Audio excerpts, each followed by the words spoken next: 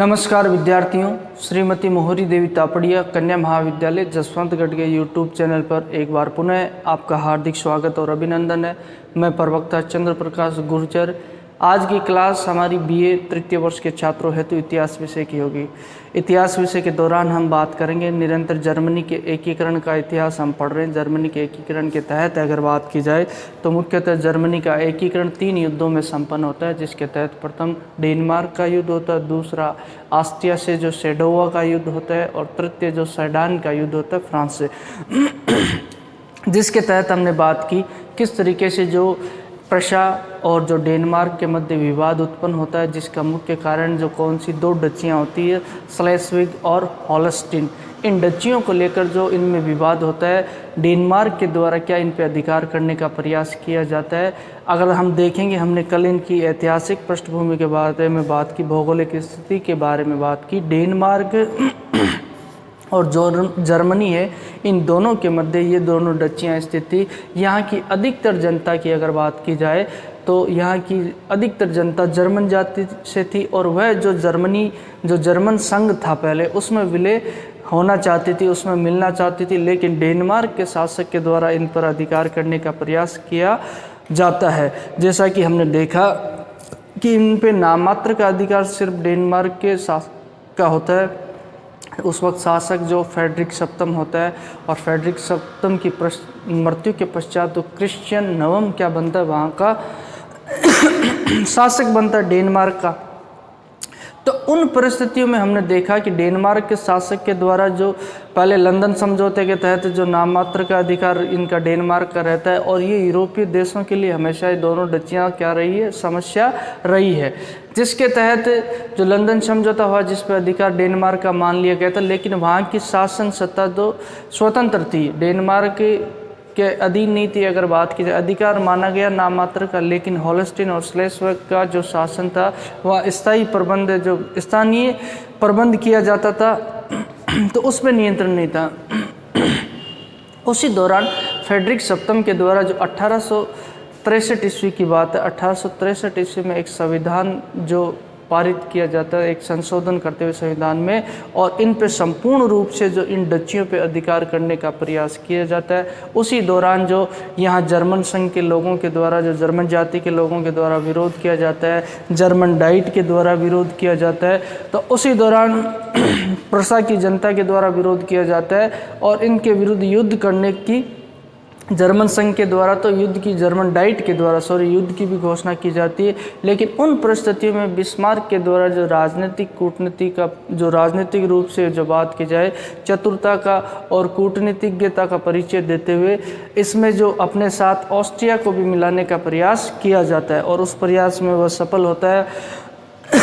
और डेनमार्क के विरुद्ध ऑस्ट्रिया और प्रशा का गठबंधन बन जाता है और इनकी संयुक्त सेना और डेनमार्क के मध्य क्या होता है, युद्ध होता है।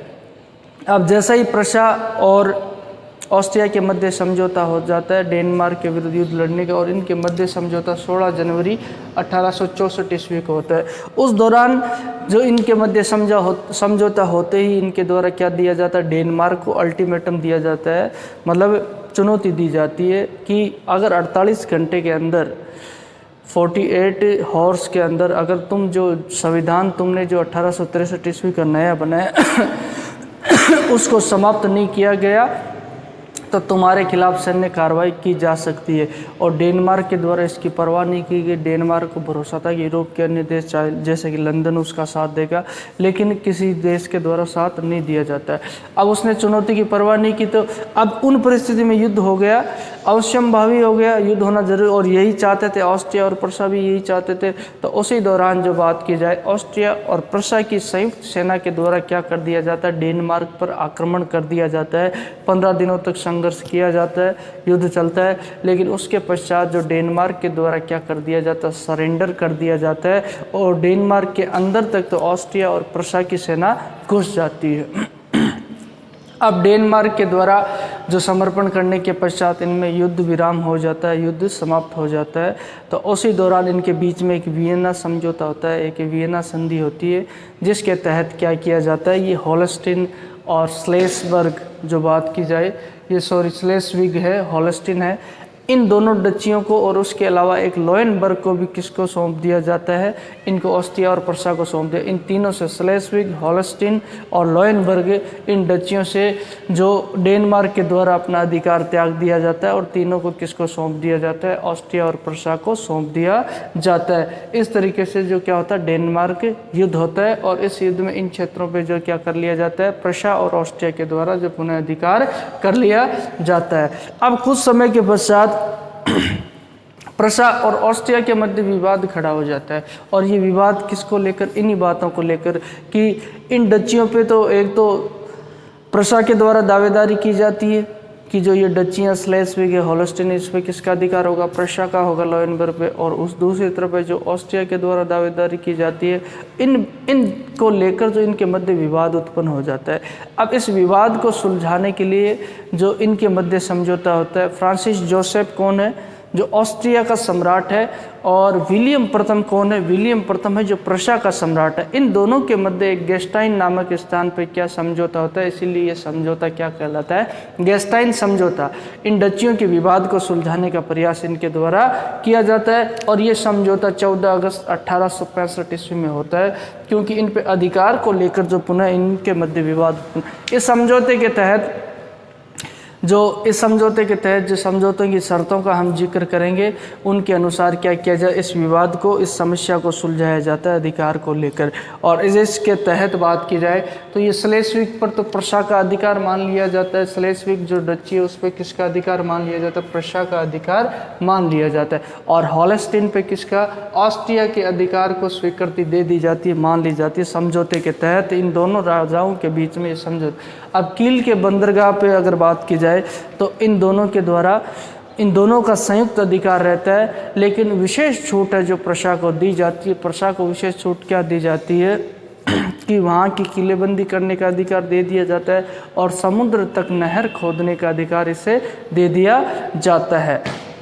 उसके अलावा जो लोएनबर्ग था, लोएनबर्ग भी इनके द्वारा जो डेनमार्क से प्राप्त किया था, उसको जो क्या है, प्रशा के द्वारा जो उसका मूल्य अदा कर दिया जाता है, ऑस्ट्रिया को पैसा देकर उसको जो कौन खरीद लेता है, प्रशा खरीद लेता है। ये समझौता इन दोनों सम्राटों के मध्य होता है जो इस विवाद को सुलझाने के लिए। और इस विवाद में जो महत्वपूर्ण भूमिका सुलझाने में बात की जाए बिस्मार्क की रहती है, जो प्रशा के सम्राट जो विलियम प्रथम, उसका क्या होता है, चांसलर, प्रधानमंत्री होता है। तो ये समझौता इनके मध्य हो जाता है। अब इसी समझौते के कारण जो, यानी कि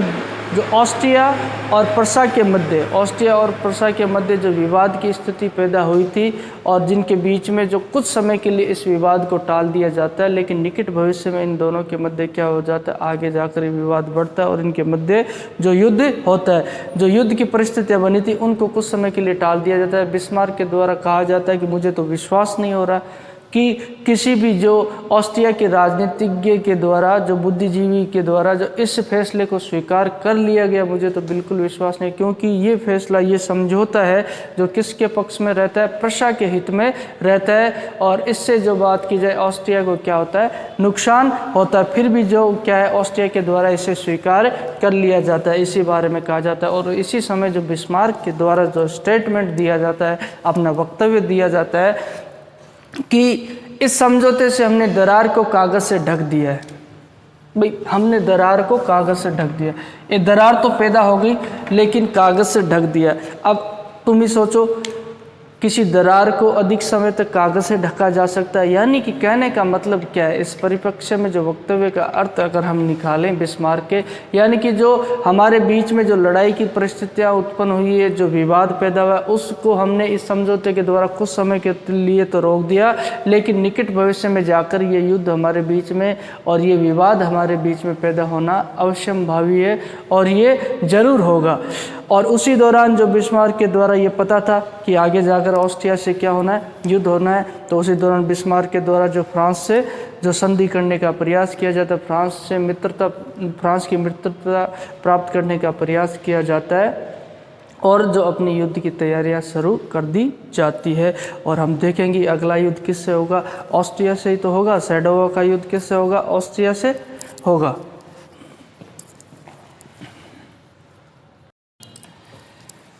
तो विद्यार्थियों, हमने देखा आज जर्मनी के एकीकरण के तहत जो प्रथम युद्ध होता है डेनमार्क का युद्ध होता है, और डेनमार्क और उसके सामने होती है प्रशा और ऑस्ट्रिया की संयुक्त सेना होती है। बिस्मार्क के द्वारा जो अपनी कूटनीति का परिचय देते हुए यहाँ पे जो ऑस्ट्रिया को भी अपने साथ ले लिया जाता है, और किस तरीके से इनके द्वारा जो स्लेस्विग है, होल्स्टीन है, लायनबर्ग है, इन डचियों पे अधिकार कर लिया जाता है। और इन पे अधिकार करने के पश्चात हमने देखा कुछ समय पश्चात जो प्रशा और ऑस्ट्रिया में भी विवाद की स्थिति इन पे अधिकार को लेकर जो उत्पन्न हो जाती है। और उसी दौरान जो प्रशा के सम्राट की बात की जाए विलियम प्रथम, और ऑस्ट्रिया के सम्राट है जो फ्रांसिस जोसेफ के मध्य क्या होता है, एक समझौता होता है, एक संधि होती है। उस समझौते को गैस्टाइन समझौता कहा जाता है, जो बात की जाए तो 14 अगस्त 1865 ईस्वी में होता है, जिस समझौते के तहत इनके द्वारा क्या किया जाता है, स्लेस्विग पे तो प्रशा का अधिकार मान लिया जाता है, और होल्स्टीन पे जो ऑस्ट्रिया का अधिकार मान लिया जाता है। उसके अलावा जो कील के बंदरगाह पे संयुक्त अधिकार दोनों का मान लिया जाता है। हालांकि प्रशा को विशेष रियायत दी जाती है, प्रशा को इस की किलेबंदी करने का अधिकार दे दिया जाता है, और समुद्र तक नहर खोदने का अधिकार दे दिया जाता है। उसके अलावा जो लॉयनबर्ग जो क्षेत्र इन्होंने जीता था उस पर ऑस्ट्रिया का अधिकार था, लेकिन ऑस्ट्रिया से प्रशा के द्वारा जो उसका जो बात की जाए उसके रुपए देकर, यानी कि उसका भुगतान कर उसे खरीद लिया जाता है जो, और ये इनके मध्य कुछ समय के लिए समझौता विवाद को समाप्त करने के लिए हो जाता है, यानी कि लड़ाई कुछ समय के लिए टल जाती है, युद्ध कुछ समय के लिए टल जाते हैं। और उसी दौरान बिस्मार्क के द्वारा कहा जाता है कि हमने दरार को कुछ समय के लिए कागज़ से ढक दिया है, और आगे जाकर हम देखेंगे इनके मध्य भी जो विवाद उत्पन्न होगा, और ऑस्ट्रिया और प्रशा के मध्य क्या होगा, युद्ध होगा। मूलतः तुम देखो कि जर्मनी के एकीकरण में सबसे बड़ी बाधा कौन सी होती है, ये ऑस्ट्रिया ही होती है, क्योंकि उन क्षेत्रों पे इसके द्वारा अपने अधिकार की दावेदारी की जाती है। और आगे निकट भविष्य में जो बिस्मार्क के द्वारा युद्ध की तैयारियां शुरू कर दी जाती है, फ्रांस से मित्रता की जाती है, और ऑस्ट्रिया को अंतर्राष्ट्रीय स्तर पे जो अकेला करने का प्रयास किया जाता है। सैन्य तैयारियां भी ये साथ साथ में करते रहते हैं। अब इसके पश्चात जो जर्मनी के एकीकरण में जो दूसरा युद्ध होगा, यानी कि जो दूसरा चरण होगा वो कौन सा होगा, ऑस्ट्रिया के साथ युद्ध, और इसे कौन सा युद्ध कहेंगे हम, सेडोवा का युद्ध कहेंगे। और ये किसके मध्य होगा, ऑस्ट्रिया और प्रशा के मध्य होगा, जिसको हम पढ़ेंगे अगली क्लास में। तो बोलिए, यहाँ तक आपको कोई चीज़ समझ में नहीं आई हो, किसी तरह की समस्या हो, शंका हो, तो आप निसंकोच पूछ सकते हो। और जो अपने पास शैक्षणिक व्हाट्सएप ग्रुप का जो प्लेटफॉर्म अवेलेबल है उसके माध्यम से आप अपनी बात मुझ तक पहुंचा सकते हो, और मैं आशा और उम्मीद करता हूं कि बेहतर तरीके से आपको समझ में आया होगा। लेकिन आजकल जो कुछ विद्यार्थी काफ़ी लापरवाही बरत रहे हैं, क्लासें जो नियमित रूप से नहीं ले रहे हैं, तो मैं उनसे अनुरोध करूँगा और कि वो अपनी क्लासें नियमित रूप से लेते रहे, क्योंकि ये संभव नहीं, ये तो मूलतः संभव ही है कि जो आपके तृतीय वर्ष के यानी जो फाइनल ईयर वाले स्टूडेंट हैं उनके तो ज़रूर और आवश्यक रूप से जो आपके एग्ज़ाम होंगे, तो आपसे उम्मीद की जाती है कि आप कतई लापरवाही न बरतें। तो आज की क्लास के लिए बस इतना ही, और सभी विद्यार्थियों का एक बार पुनः बहुत बहुत धन्यवाद।